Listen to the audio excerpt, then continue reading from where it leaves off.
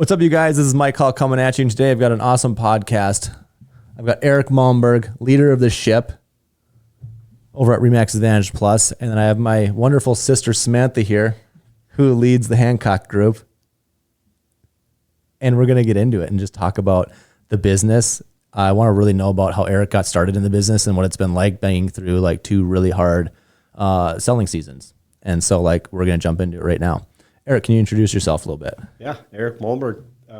Been a broker with RE/MAX since 1998. I started as an agent in 2002. I bought my first RE/MAX brokerage. All right, so 2002, what was the market like back then? 2002. Wow, man. That's a tough question. I mean, I don't know what I had. Remember what I had for breakfast? 2002. Years ago? Yeah. You know, those were the days leading up to 2008. You guys remember 2008? Yep. What happened then, right? I think lots of people that are my age probably refer to those days as the good old days. Things were, interest rates were about where they are now, strangely enough. The market was fairly balanced, and we didn't see a lot of, I don't want to scare anybody, but it was before smartphones and all that stuff, right? So internet was just coming, MLS was just taking over, so much different world back then. Yeah. So Did you have to drive to your clients to for all your addendums? Oh yeah. You just go meet them up, be like, hey, I need to drive to you. Yeah, yes you did. I think the craziest thing as a broker back then is anytime somebody would want to join or transfer, you'd have to physically take their license and drive it down to St. Paul. And you'd have to stand in line. Oh my gosh. At the Department of Commerce. Did they have a file cabinet with folders? They had these huge filing cabinets, rooms full of people kind of meandering around. You didn't know exactly what they were doing. But and you'd stand there like a rutabaga for 3 hours with, two licenses that you wanted to transfer. Oh my God. What made you start a brokerage? So I'll give you the Reader's Digest version. Is I had made some really bad mistakes in my life, and I had kind of led down a path that was fairly unproductive, and I ended up being a 32-year-old living in my youngest brother's basement without a job. Oh, no. I hope nobody sees this. It's ringing a bell. Yeah, so my father said to me, he said, "Well, that's what you did." Right? Well, I mean, things happen for a reason, it's a right? sign of a winner, really. Yep, can be. Well, I mean, you get to a point that you decide, what you want to do and who you want to be. And so I had my real estate license, and a guy by the name of Bill Saunders, who owned another big RE/MAX in town, I called him and I said, "Listen, I'm looking for something to do." And so he activated my license, and I started selling real estate. And he called me and he said there was this little broker down in Lakeville, that RE/MAX broker, that wanted to sell. And he didn't think that that his company fit in with that community. I don't know why exactly. He said that they drank beer and drove trucks, is what he said. And he said about Lakeville. Yeah. Okay. This is 2000, years, so it was a while ago. Right? But yeah. So he said I would fit in better. I didn't know if that was a compliment or an insult. But Drinking beer and driving trucks. yeah. So I went down and This is the last image that I would think of when I think of you. I would not think of Eric Malmberg as drinking beer and driving trucks. yeah. Well, my reputation must have preceded me back then. But so I went down there and came to agreement with that broker. We had 14 agents at the time, and built that up, and ended up buying Savage and Shakopee, and we built that up, and it's just kind of gone from there. Hold on, step back a little bit. What does an agreement like that look like, if you don't mind sharing? Like when you absorb a brokerage like that and there's 14 agents, what does that even look like? The RE/MAX franchising agreement is a fairly lengthy process. I mean, they put you through financial types of Vetting. resource testing and all that kind of stuff. But the real agreement typically looks like a term agreement, like 5 years.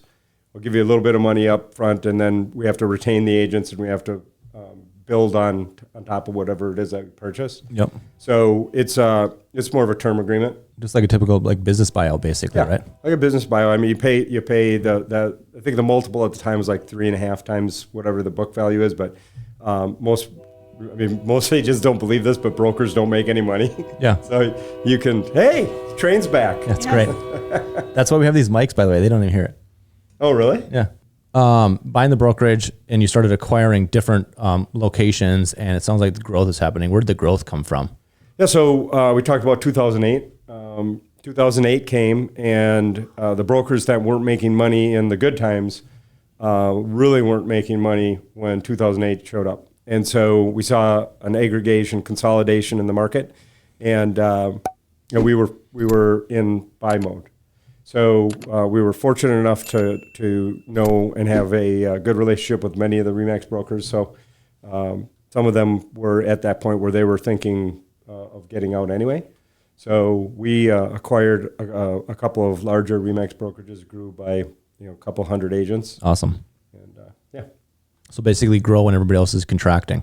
Yep. So if brokering doesn't make money, where does the money come from? Where's the point of it? We're kind of an anomaly in the brokerage business. I mean, outside of the big companies like Coldwell Banker and Edina, Berkshire Hathaway, those types of organizations, the smaller independents and the RE/MAXs are typically built to be like 30, 40 agent brokerages, and the brokers are typically practicing, so they're doing real estate. Yep. Oftentimes, what happens is brokers will buy their building, and they'll use the brokerage to pay their rent or those sorts of things. Yep. The real differentiator in RE/MAX is as you guys know, we run more of a 100% model. So in lieu of a rent or something like that, and a much lower split, the agents get a better term, right? Yep. And that was Dave Linger's plan way back in the 70s when he started RE/MAX. And since then, the agent has kind of taken over, right? You see all these different models that come out, 100% models. The agent really drives those models. And so where the revenue comes from is ancillary businesses, title, mortgage, insurance, those sorts of things. Sure. Cool. But the real estate really is the engine that drives all of it. Whenever somebody asks me why we're at RE/MAX, it's a common question for listing appointments. I don't know why, but they always ask. And my answer has always been is because they stay out of the way and let us run our business. And the difference between we get cold calls all the time from these brokerages. And the difference is that they're always trying to sell something that doesn't really have anything to do with their buying and selling real estate. Right? They're like these different models that are like flashy coins, whether it be stocks or like multi-level marketing or all sorts of different things that really don't have anything to do with the business. And so you become unpoachable at some point when you're so tuned into trying to sell real estate at a high level. Yeah. Because the only thing everybody else has to offer is things that aren't even in line with that. That's right. And so that's pretty cool. So yeah, it seems to be a really lean business from the RE/MAX side because there's just not big chunks being taken off for all this other meaningless garbage. Right. And so we're just left alone to run our business. And that was some of the other brokerages, you'll have agents tell you they help you save for retirement. I'm like, I would rather, I can keep all my money and decide how I want. If I want to buy stock, I can buy stock, but I'm taking more of my money home so that then I can do those things. Not to mention, let's sidetrack that. The idea of investing in stocks as a high performing real estate agent is nearly insanity when you realize the tax advantages of buying real estate. Right. For Pete's sakes, if you even think for a second of you can get your income down to zero if you just buy real estate with your income. Yes. So anyways, I don't understand why a real estate company would be like, hey, buy stocks, even though there's major tax advantages over here that has to do with our in the competencies. business, in the area that you're really knowledgeable about. Fast forward to end of 2008 and the market gets pretty nutty. That's when we entered, right? What was it, 2011, 2013? I got my license in 2011 and every house I was showing was empty. Every single one. So here's my And experience. that's when I met Eric. Well, I met you in 2012, I think. Yeah. Yeah. So my experience is I'm 36 or 37. I'm definitely one of those two numbers. My experience was I was living in Las Vegas as a poker dealer at the time. And all I knew is that the housing recession had wiped out all of the people there who were there for second homes on their negative AM loans. And so we rented these houses because I was just out of college. Yeah. And we'd get these houses for basically nothing per month in rent. And the rest of the whole neighborhood would just be a ghost town. Right. So that was my experience. Other than that, it was just kind of this idea of real estate happening. Everything else was kind of the same. I get back into real estate And every house that we're showing when we first get started is just like, it's foreclosures, and foreclosures all kind of the same thing. But it was more about like, we didn't even think about the economy or the market. We were just new. And it was like, this is awesome. And felt like easy money, even though it was a bad market. Right. You know, it was weird. But like first time home buyers back then were so excited because they were getting like these killer deals. And so the weird perception that I'm realizing now is that you tune so much into like the current marketplace, and you realize when you jumped into the market back after the recession, you were into the worst housing market that anybody can remember. And I didn't even think about it. Didn't even care. Right. Yeah. Didn't matter what the price of the house was. You're looking for buyers. So what was that like for you coming out of it? Well, so it's really kind of an interesting question. I think that the most interesting time in the 22 years that I've been doing this is kind of the time that led up to the big crash. And I forget the movie, The Big Short. Big what? Big Short. Big Short. Thank you. The Big Short. And how well that depicted what was actually going on. I mean, we had people that didn't have verifiable income, didn't have a job, buying 6, 7 houses. Yep. And lots of brokers, myself including, calling the State Department saying, "Hey, something's wrong here, guys. I mean, you got to take a look at some of this stuff." And a lot of fraud, a lot of first-time default, people buying $1 million homes, $700,000 homes that they were paying $1 million for, and the banks were giving them $1 million loan, and they would first payment default. And they just take the $250,000 that was overage and just put it in their pocket. Oh, wow. God. Yeah. So, right. And so that led up to that 2008 where the regulation was just non-existent. Sure. And then I remember having a conversation in the summer of 2009. I called my dad and I'm like, I don't think I'm going to make it. Everything was going into foreclosure. There was no buyers in the market at all. Lots of empty homes. And the banks hadn't adjusted yet. And so I remember one of our associates called me and he said, I just got a call from a bank. I think I'm going to be able to get into the bank and represent REO property, bank-owned property. And that was the turn. It was like a month. It was like September 2009. And that changed everything. The REO market and the banks coming back and then fixing up and redeeming and fixing up properties and got the market back in place. In 2013, 14, we started to gain traction, right? And things got better. Yeah. What people don't realize about the housing crash, at least from my perspective, is that the only reason that we saw these insanely low prices was because the banks had literally all the inventory. Yep. And they just dumped it all into the market as fast as they could. And the difference between now and then is that we've got sellers who are going to own their properties. They're going to continue to, and you're not going to see this mass exodus of dumping properties just to get them off the books. Ton of equity in the market, right? Tons of equity. Yep. And nobody with a real reason to have to fire sale their house. That's right. Right. And so that was weird back then. And also, so when you were mentioning the run up into the housing crash and the alarm bells were ringing in your head, that actually just made me think about how we've witnessed and seen iBuyers operate over the last 4 or 5 years. You can just see this and your rational, wise mind is going, this business model doesn't work. Right. It's fake. I get how it's easy to jump on the train, all the cash is coming in and all the money's going out and they're actually doing the thing. But you're like, there's just no way you can do this in scale because I can't even do this as an agent. If they gave me the money to do these flips, I wouldn't find profit in it. Right. And it was cool to see that actually happen, right? We saw Zillow implode. We see Open Door. I don't know how they're doing this, paper losses or whatever, because I've seen what their product looks like. And you can actually sense the writing on the wall, even though everybody said it wasn't obvious back then.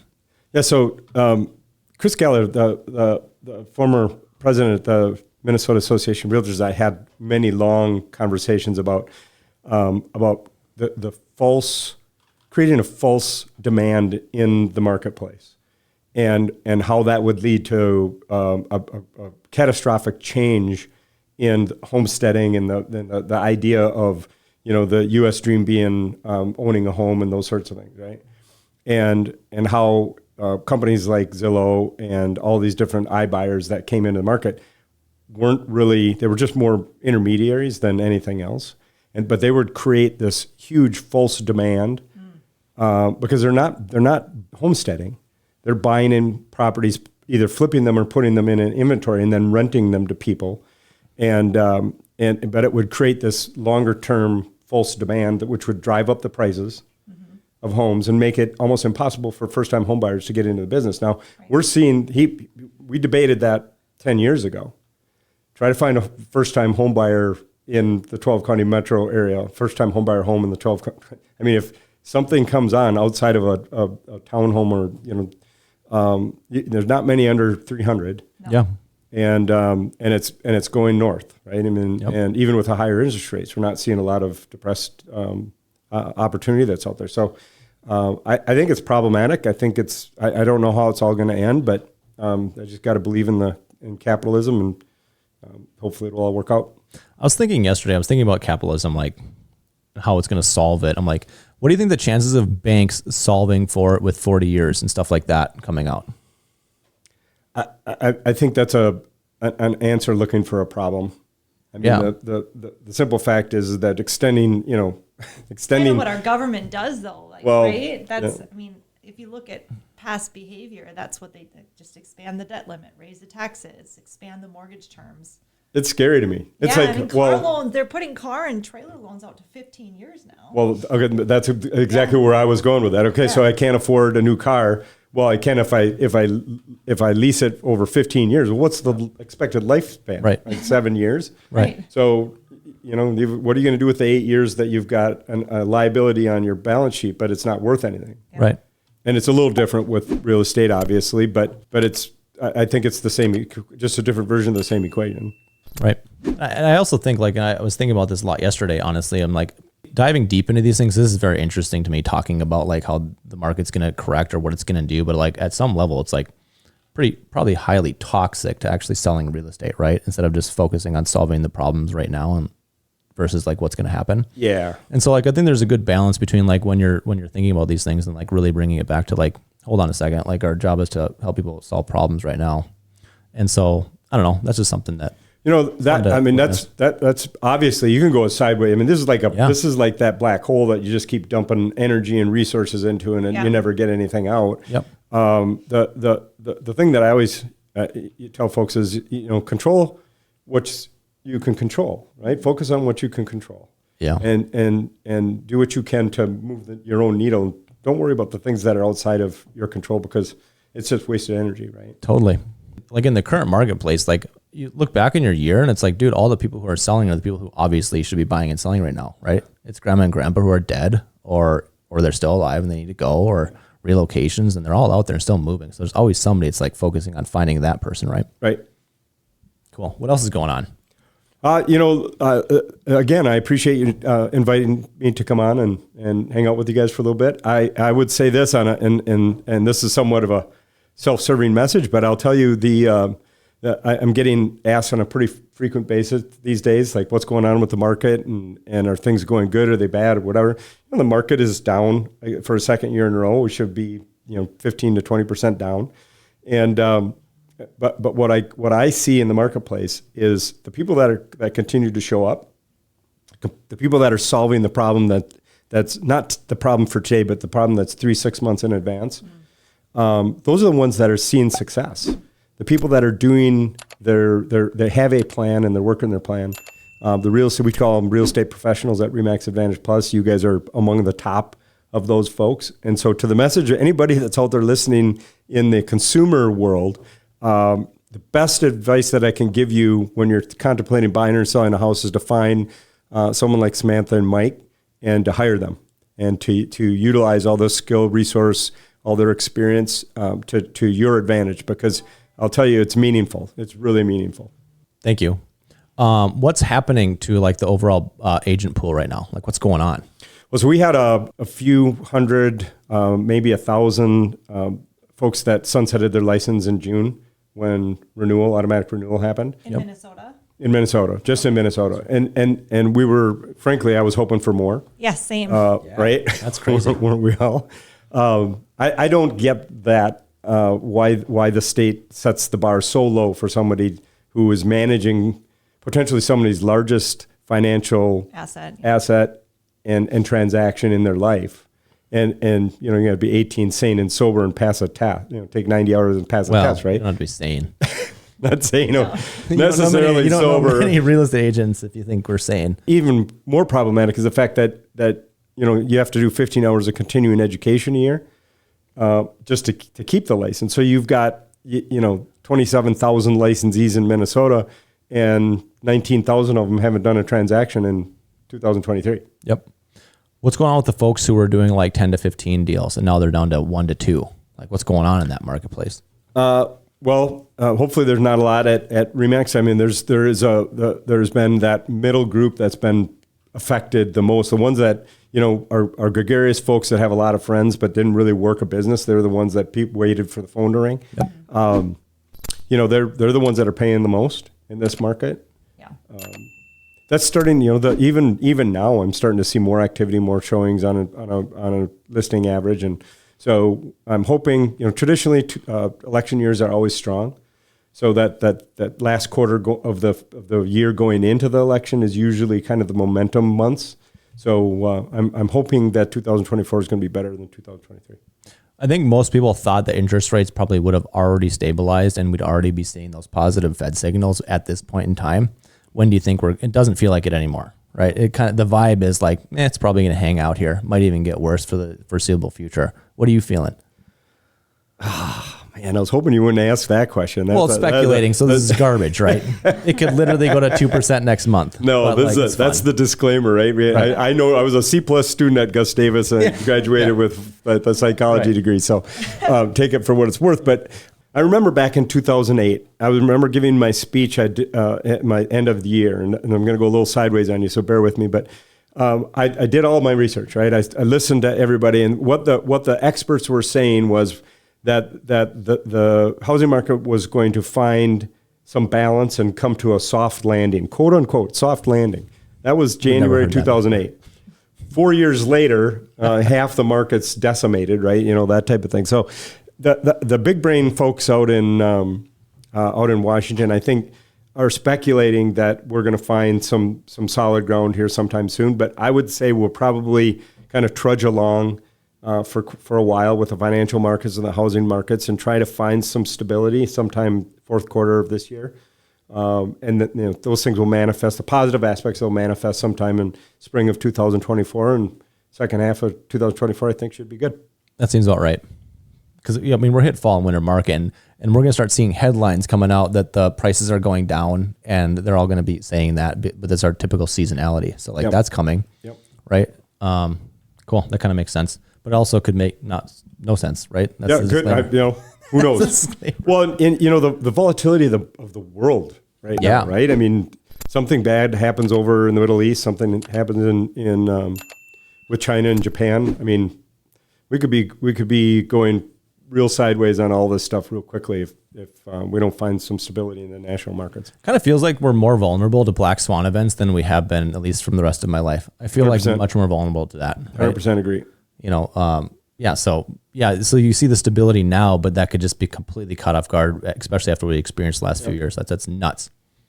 What are you guys working on here at RE/MAX? Like, what's your focus at Advantage Plus? Well, you guys know, there's been several new competitors, national competitors that have gotten into the brokerage side of the business, and so I'm a strong believer in all boats rise on a high tide, and so we're looking at ways, continuously looking at ways to help our associates work with their clients and give their clients more advantages, and so that goes in several different buckets, right? The brick and mortar. The technology, the administrative resource, the training and education, all those types of things go into those. So we're constantly kind of looking at the market, looking at what other people are doing. The biggest issue right now, kind of the biggest opportunity bucket is artificial intelligence, and how artificial intelligence is going to affect our market, because it's going to. Yep. And you asked about those people that are doing 1 to 5 transactions. I think artificial intelligence is going to put, unless we shift and figure out that niche of how a lot of those people are going to go away. Yeah. Simply go away because they're not, artificial intelligence will take consumers directly through the entire process. Well, I think almost it's getting to the point where we're a team and we need that collective to be able to purchase and keep up with the technology too. So it's nice that at the brokerage level, you're investing in that as well. Because the solo agents that do 1 to 12, you can't keep up with the impact of a group of people working together. That's right. So We've been enjoying the AI additions to our systems. It's really, really cool. It's all of the question marks that like, how do we scale through thousands of leads? Yeah. And starting to solve those. Because it's not, it's the long-term incubates and nurtures that's the biggest question mark. It's like people will think that real estate agents are out there to convince people to do something right now all the time, no matter what. But the goal is to find the people that want to do something right now, but then keep in touch with all the people that don't, right? In a way that actually makes sense to them. It's not just firing stupid stuff at them. Yep. So the coolest thing about this AI is that it's helping us wade those waters in a way that's actually informative and powerful and helpful to consumers who are waiting. Yeah, right. I mean, you can only, you, as a consumer, we're all in that bucket as well. I mean, you can only get so many calendars from so many different real estate agents yes. before they become noise. Yep. Yeah. Right? And it's the mailers that I mean, I don't know. I would guess 50 to 100 mailers from real estate people that come to my house. literally Oh yeah, every month. 50 to 100. Yeah. That's crazy. And I'm like, well, first of all, why are you doing so much like general advertising on paper? Right. Yep. Because it's expensive and not really effective. But yeah, and so we have some investment properties, right? So those are always the ones that we get the mailers from. Hey, we've got a buyer for your investment property. Well, yeah, if we wanted to sell it, we would. It would certainly be on the market. Right? Yeah. Yeah, it's a mystery. World's a mystery. That's actually something to look out for right now. You guys, like cash buyers and flippers are out there like crazy right now. It's extremely hot. I just did a listing appointment yesterday with a guy who called me. He was referred to a friend. He's like, I think he had 4 or 5 cash buyers over to his house, and he had 2 more coming. And he's like, I need to hear from a real estate agent, and like, because these things are ridiculously low. So, and they're filling that void right now because the people who need to sell real estate are the people who it's kids trying to deal with the problems with their parents' house, and there's a mess and there's inconvenience.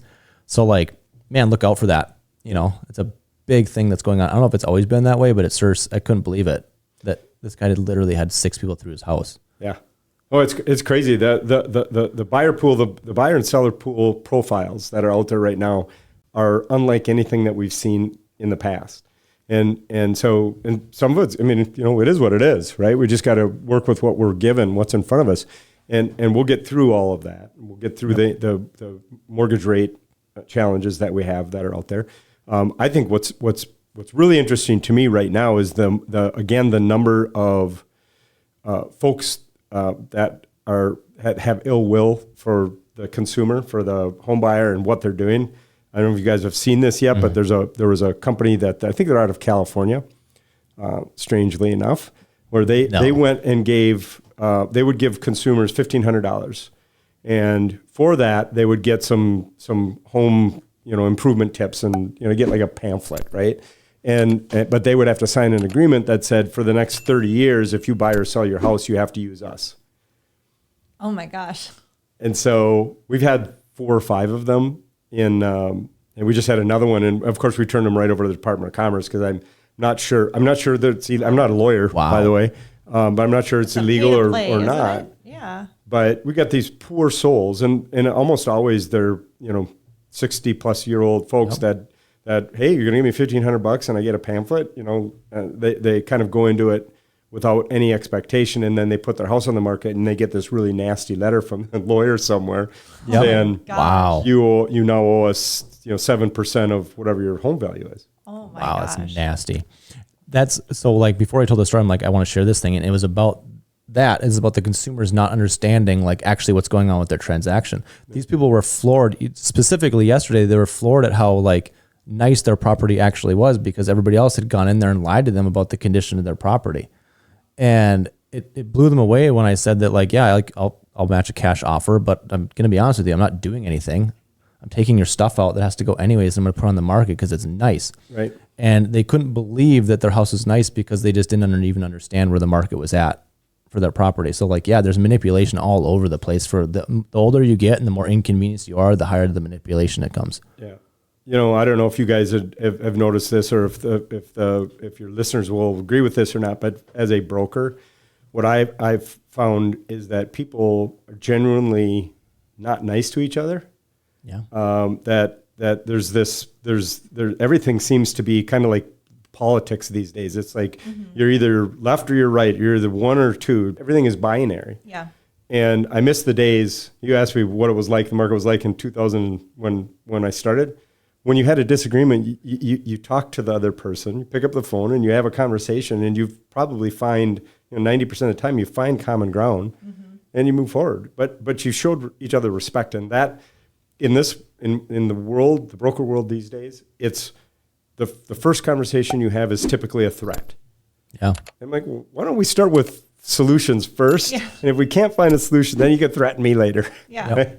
But it's pervasive. I mean, it's from consumer to consumer, agent to agent, consumer to agent. I mean, I think that comes from people feeling out of control, right? I learned a huge lesson from you a long time ago. And I don't even think you have any idea.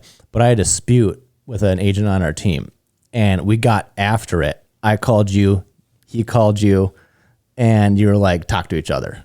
And I freaking like that guy a lot now. Like, because we like talked and realized that like when you're too similar to somebody, like you can just freaking grind each other with the same crap that you do. Yeah. So the sooner that like we got close to each other and actually connected, like it just smoothed it over, and like we're still like good friends to this day, which is really cool. Oh. Yeah, but that was a lesson learned of like that's how I dealt with it.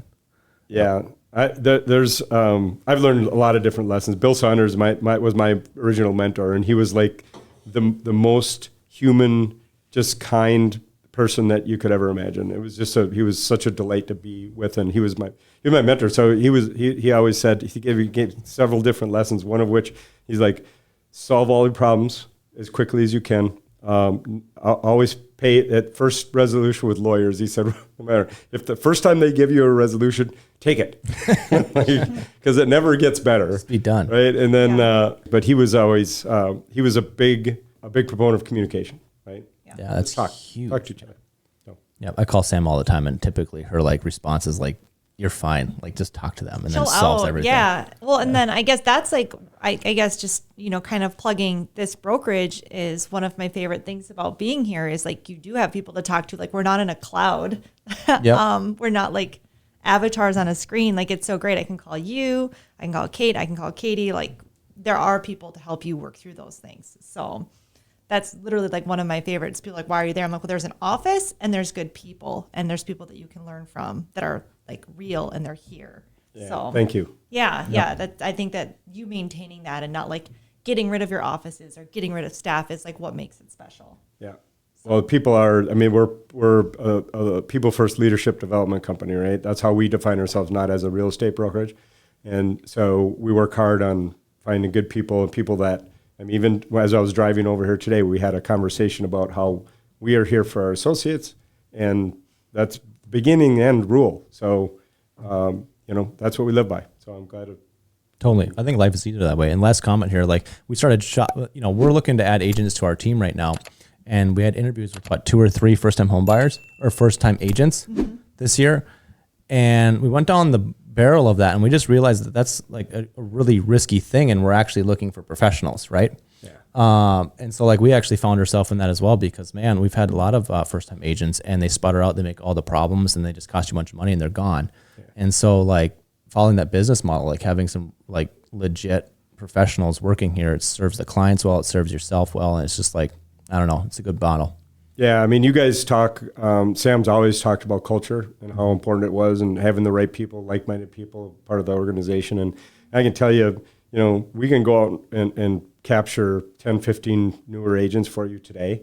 As they're expensive, and they may not have the same philosophies, and they may not want to work as hard as you guys do and share the same culture. So finding those people is a little bit more difficult, but when you find them, you appreciate it. You can tell when their eyes glaze over when they say, "How do you get started?" I'm like, "You make phone calls and you hold open house," and they go, "Oh, no, work? Gone. I don't want to work. What are you talking about?" I'm out of here. I think I just love looking at houses is like the biggest red flag for a potential new agent. Probably. Yeah. I just love looking at houses. I'm like, you're not going to make it. We need you to love phone calls. I like Property Brothers. Yes. Yeah. All right, let's wrap this up. Thanks so much for coming, Eric. This is a fun conversation. Maybe we'll do a comedy stick coming up soon. Yeah, listen, the broker stuff isn't that exciting, so I apologize if I brought. I know It's super exciting. I love this stuff. Like, love it. I have to be careful to tone it down. That's why I made that comment in the middle. It's like I can go on forever just like about the depths of. Well, like, you and I let's go grab coffee after that. That's Maybe right. a beer or something. Let's We'll talk figure it about out. this stuff. Yeah. All right. Thank you guys. Please like, subscribe, and comment. It means a lot to us. Thanks, Bye. guys. Appreciate it.